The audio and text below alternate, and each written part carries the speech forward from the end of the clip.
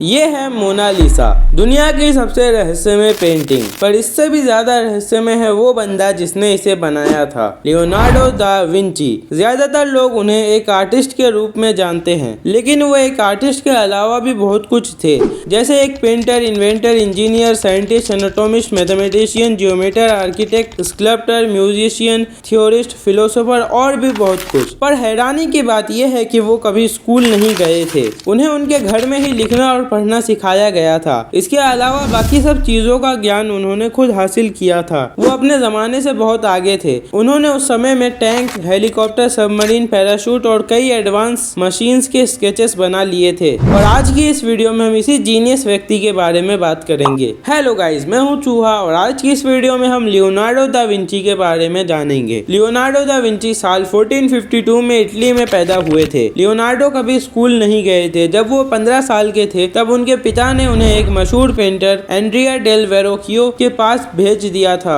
उन्होंने वहां painting, drawing और स्कल्पचर सीखा और वहीं से शुरुआत हुई उनके कला और ज्ञान के सफर की। इसके बाद लियोनार्डो ने खुद से दूसरे विषय पढ़ना शुरू किया। उनके सामने जो भी था वो उसे समझना चाहते थे। उन्हें हर चीज के पीछे का कारण जानना था और वो तब तक चैन से नहीं बैठते थे जब तक उन्हें उनके सवाल का जवाब नहीं मिल जाता था। लियोनार्डो ही वो पहले व्यक्ति थे जिन्होंने ये बताया कि आसमान का रंग नीला क्यों है। उन्होंने उस समय tank, helicopter, car, robot, machine gun, submarine, parachute जैसी चीजों को डिजाइन किया था, लेकिन वो उन चीजों को कभी असलियत में नहीं बना पाए क्योंकि उस समय टेक्नोलॉजी इतनी एडवांस ही नहीं थी कि वो इन सब चीजों के स्केचेस से असलियत में ला पाते। उन्होंने उस जमाने में हार्ट और बॉडी के दूसरे पार्ट्स के डिटेल्ड स्केचेस बनाए थे। ऐसा करने के लिए वो रात को कब्रिस्तान जाते थे और मुर्दों को कब्र से निकाल कर देखते थे। वो अपने समय से इतना आगे थे कि उनके द्वारा बनाए गए स्केचेस को लोग सदियों तक नहीं समझ पाए। और अब इस जमाने में जब उनके डिजाइन को असलियत में बनाया जाता है तो वो पूरी तरह सटीक और सफल होते हैं। उन्हें जानवरों से बहुत लगाव था, जिस वजह से उन्होंने मांसाहार भी छोड़ दिया था।